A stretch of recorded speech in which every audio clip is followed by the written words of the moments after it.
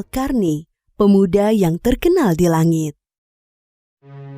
Kisah ini bercerita tentang seorang pemuda bernama Uwais Al-Qarni yang hidup pada zaman Nabi Muhammad SAW. Nama Al-Qarni yang disematkan padanya memiliki arti yang dalam bahasa Arab, penghuni langit. Melalui kisah ini kita akan mengetahui siapakah sosok Uwais yang namanya sangat terkenal sampai ke langit. Ternyata hal ini terjadi karena ketaatan Uwais kepada ibunya. Uwais adalah seorang pemuda yang berasal dari negeri Yaman. Sejak lahir, ia memiliki penyakit sopak, timbul bercak-bercak putih di seluruh badan. Uwais adalah pemuda yang soleh dan giat bekerja. Sehari-hari ia mengembala domba milik para tetangga untuk memenuhi kebutuhan hidup. Uwais tinggal berdua dengan ibunya yang lumpuh dan buta. Walaupun hidup miskin, Uwais selalu bersyukur dan sangat menyayangi ibunya. Ia selalu berusaha memenuhi segala permintaan sang ibu. Uwais anakku, kemarilah sebentar nak. Baik ibu, apakah ada yang engkau butuhkan? Anakku sayang, mungkin hidup ibu sudah tak akan lama lagi. Ada satu keinginan ibu yang ingin sekali terwujud. Jangan berkata seperti itu ibu. Katakan padaku, apa permintaan ibu itu? Sebelum saat itu tiba, ibu ingin melaksanakan haji. Mendengar perkataan ibunya, Uwais hanya termenung sambil berpikir. Aku sangat ingin mewujudkan permintaan ibu. Mohon ibu bersabar sampai saat itu tiba. Aku akan mencari cara agar kita bisa pergi ke Mekah untuk melaksanakan ibadah haji. Oh, terima kasih nak. Ibu Uwais sangat bahagia dan memeluk Uwais sampai menangis. Ya Allah, bagaimana cara hamba membawa ibu hamba yang lumpuh dan buta untuk pergi ke Mekah? Sedangkan jarak dari Yaman ke Mekah sangat jauh, melewati padang pasir yang tandus. Biasanya orang-orang pergi ke sana menggunakan unta. Seekor domba pun aku tidak punya, apalagi unta.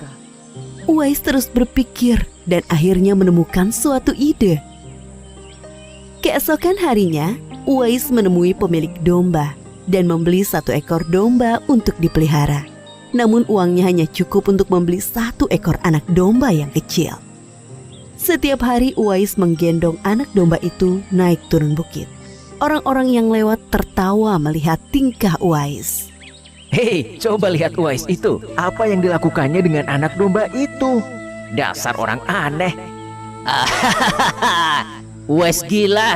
Uwais sudah gila. Uwais tidak mendengarkan cemoohan dari orang-orang. Saat ini yang ada di pikirannya adalah ibunya. 8 tahun berlalu dan tibalah pada musim haji. Anak domba Uwais semakin bertambah besar. Beratnya mencapai 100 kg. Begitu pula dengan Uwais.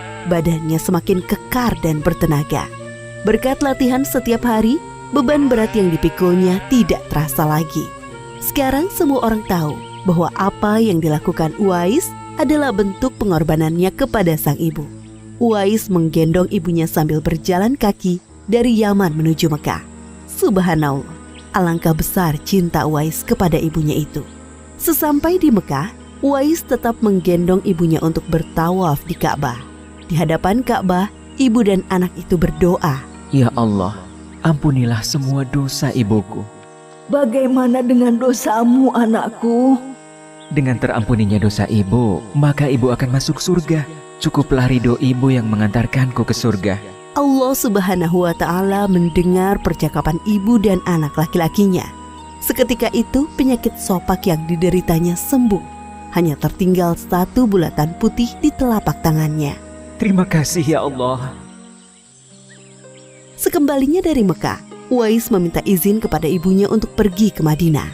Uwais ingin sekali bertemu dengan Nabi Muhammad SAW. Dengan berat hati, ibunya mengizinkan Uwais berangkat. Setelah urusanmu selesai, cepat pulang ya nak. Sesampainya di Madinah, Uwais segera mencari rumah Nabi Muhammad SAW. Setelah menemukan, ia mengetuk pintu dan mengucapkan salam. Keluarlah istri Nabi, Aisyah radhiyallahu anha, seraya membalas salamnya. Apakah saya bisa bertemu dengan Rasulullah SAW? Maaf sekali, Nabi sedang tidak berada di rumah. Beliau sedang berperang dan tidak tahu pasti kapan kembali. Mungkin sebulan atau beberapa bulan lagi. Uwais dihadapkan pada dua pilihan, menunggu kedatangan Nabi atau segera pulang ke Yaman. Bayangan sang ibu yang tua muncul di benaknya. Baiklah kalau begitu, saya pamit. Ada seorang ibu yang tidak bisa saya tinggal lama-lama di rumah. Sampaikan salam saya kepada Rasulullah Shallallahu Alaihi Wasallam jika beliau sudah kembali dari perang. Terima kasih. Uwais kembali ke Yaman dengan perasaan haru dan sedih. Di satu sisi Uwais sangat ingin bertemu dengan Nabi Muhammad Shallallahu Alaihi Wasallam, namun di sisi lain ia sangat mengkhawatirkan kondisi ibunya. Akhirnya ia memilih untuk segera pulang ke Yaman.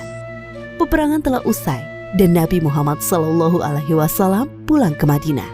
Aisyah radhiyallahu anha menceritakan perihal pemuda yang mencari beliau.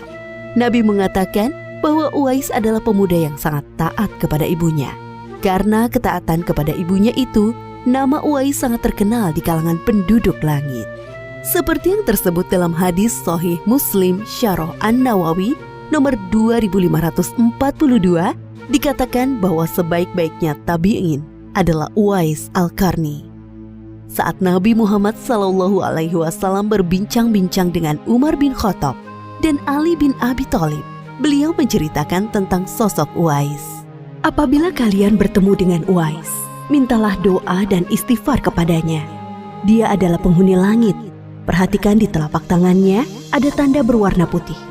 Dulu sejak lahir ia menderita penyakit sopak. Namun atas kesalehan dan ketaatan kepada ibunya, Allah Subhanahu wa Ta'ala menyembuhkan penyakitnya. Sampai pada akhir kematian Uwais, terjadi hal yang menggemparkan.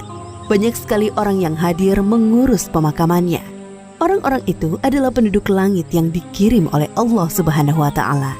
Subhanallah, Maha Suci Allah, sungguh mulia sosok Uwais ini. Demikianlah kisah Uwais Al-Qarni, pemuda yang namanya terkenal di langit. Karena ketaatan pada ibunya, Allah Subhanahu wa Ta'ala meninggikan derajatnya. Dalam kisah ini dapat kita ambil pelajaran berharga bahwa kita harus berbakti kepada orang tua. Semoga kisah Uwais Al-Qarni ini menjadi pengingat agar kita selalu mendoakan kedua orang tua di setiap waktu dan menambah ketaatan kepada mereka.